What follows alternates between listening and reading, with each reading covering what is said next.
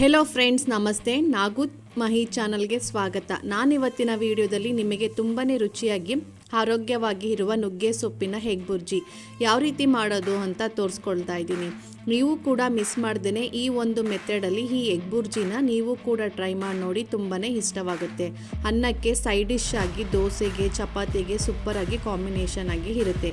ಈ ರೀತಿ ಬಿಸಿ ಬಿಸಿಯಾಗಿ ಒಂದು ಬೌಲ್ಗೆ ಹಾಕ್ಕೊಂಡು ಹಾಗೇ ತಿನ್ಕೋಬೋದು. ತುಂಬಾ ಆರೋಗ್ಯಕ್ಕೆ ಒಳ್ಳೆಯದು. ಹಾಗೆ ನುಗ್ಗೆ ಸೊಪ್ಪು ತುಂಬಾ ಒಳ್ಳೆಯದು. ಇದನ್ನು ಯಾವ ರೀತಿ ಮಾಡೋದು ಅಂತ ನೋಡ್ಕೊಂಡು ಬರೋಣ. ಈ ನುಗ್ಗೆ ಸೊಪ್ಪನ್ನು ಎಗ್ ಬುರ್ಜಿ ಬೇಕಾಗಿರುವ ಇಂಗ್ರೀಡಿಯೆಂಟ್ಸ್ ಬಂದು ನಾನಿಲ್ಲಿ 5 ಮೊಟ್ಟೆನ ತೊಗೊಂಡಿದ್ದೀನಿ.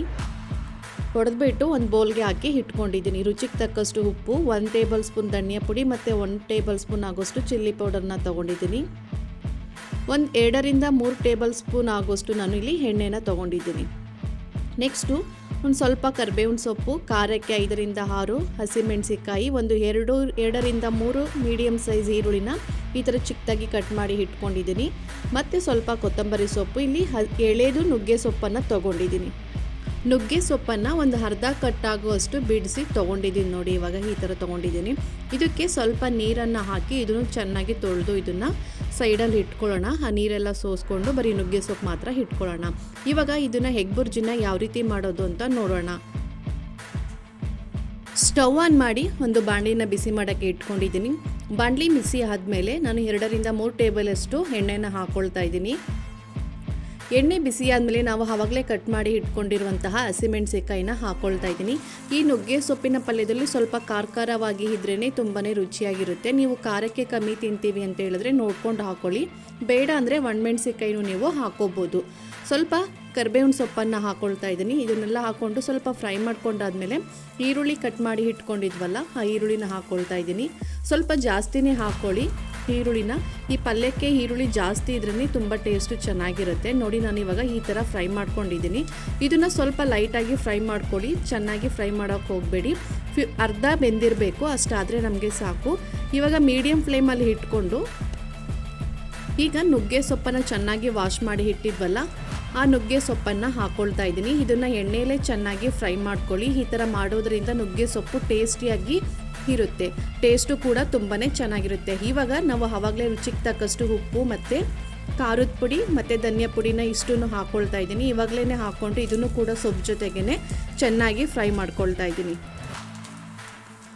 ವಾರಕ್ಕೆ ಒಂದಿನ ಆದರೂ ಈ ನುಗ್ಗೆ ಸೊಪ್ಪನ್ನು ಮಾಡ್ಕೊತೀನಿ ಈ ಥರ. ಇವಾಗ ಮೊಟ್ಟೆ ಹಾಕ್ಕೊಳ್ತಾ ಇದ್ದೀನಿ. ನೋಡಿ, ನಾನು ಆವಾಗಲೇ ಒಂದು ಬೌಲ್ಗೆ ರೆಡಿ ಮಾಡಿ ಇಟ್ಕೊಂಡಿದ್ದೆ. ಮೀಡಿಯಮಲ್ಲಿ ಉರಿಯಲ್ಲಿ ಇಟ್ಕೊಂಡು ಈ ಮೊಟ್ಟೆನೂ ಕೂಡ ಹಾಕ್ಕೊಂಡು ಒಂದು 3 ನಿಮಿಷ ಇದೇ ಥರ ಬಿಟ್ಬಿಡಬೇಕು. ನೋಡಿ, 3 ನಿಮಿಷ ಆದಮೇಲೆ ಈ ಥರ ಚೆನ್ನಾಗಿ ಒಂದ್ಸಲಿ ಮಿಕ್ಸ್ ಮಾಡಿಬಿಟ್ಟು ಮತ್ತೆ ಹಂಗೇ ಲೋ ಮೀಡಿಯಮಲ್ಲಿ ಇಟ್ಟು ಬಿಟ್ಬಿಡ್ತಾ ಇದ್ದೀನಿ. ನೋಡಿ, ಮತ್ತೆ ಇವಾಗ ಒಂದ್ಸಲ ನೀಟಾಗಿ ಮಿಕ್ಸ್ ಮಾಡ್ಕೊಳ್ತಾ ಇದ್ದೀನಿ.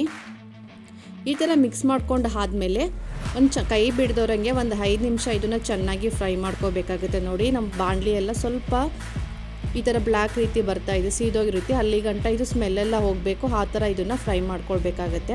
ಇವಾಗ ಲಾಸ್ಟಲ್ಲಿ 1 ಕಪ್ ಆಗೋಷ್ಟು ನಾನು ಇವಾಗ ಕೊತ್ತಂಬರಿ ಸೊಪ್ಪನ್ನು ಹಾಕಿ ನೀಟಾಗಿ ಮಿಕ್ಸ್ ಮಾಡ್ಕೊಳ್ತಾ ಇದ್ದೀನಿ. ಇದು ಮೊಟ್ಟೆ ಮತ್ತು ಆ ನುಗ್ಗೆ ಸೊಪ್ಪು ಹಾಕಿರೋದೆಲ್ಲ ಹಸಿ ಸ್ಮೆಲ್ಲೆಲ್ಲ ಹೋಗಬೇಕು. ಅಲ್ಲಿ ಗಂಟ ಇದನ್ನು ಲೋ ಮೀಡಿಯಮಲ್ಲೇ ಇಟ್ಕೊಂಡು ಈ ಥರ ಚೆನ್ನಾಗಿ ಫ್ರೈ ಮಾಡ್ಕೋಬೇಕಾಗತ್ತೆ. ನೋಡಿ, ಇವಾಗ ಈ ನುಗ್ಗೆ ಸೊಪ್ಪಿನ ಎಗ್ ಬುರ್ಜಿ ಕೂಡ ರೆಡಿಯಾಗಿದೆ. ಇದನ್ನು ನಾನು ಇವಾಗ ಒಂದು ಬೌಲ್ಗೆ ಸರ್ವ್ ಮಾಡ್ಕೊಳ್ತಾ ಇದ್ದೀನಿ. ಈ ನುಗ್ಗೆ ಸೊಪ್ಪು ಮೊಟ್ಟೆ ಪಲ್ಯನ ಚಪಾತಿಗೆ, ಅನ್ನ ಸಾಂಬಾರ್ಗೆ ಸೈಡ್ ಡಿಶ್ ಆಗಿ ತುಂಬಾ ಸೂಪರಾಗಿ ಕೂಡ ಇರುತ್ತೆ. ಮತ್ತು ಈ ರೆಸಿಪಿ ಮನೆಯಲ್ಲಿ ನೀವು ಟ್ರೈ ಮಾಡಿ ನೋಡಿ. ಹೇಗಿದೆ ಅಂತ ಕಮೆಂಟ್ ಮೂಲಕ ತಿಳಿಸಿ.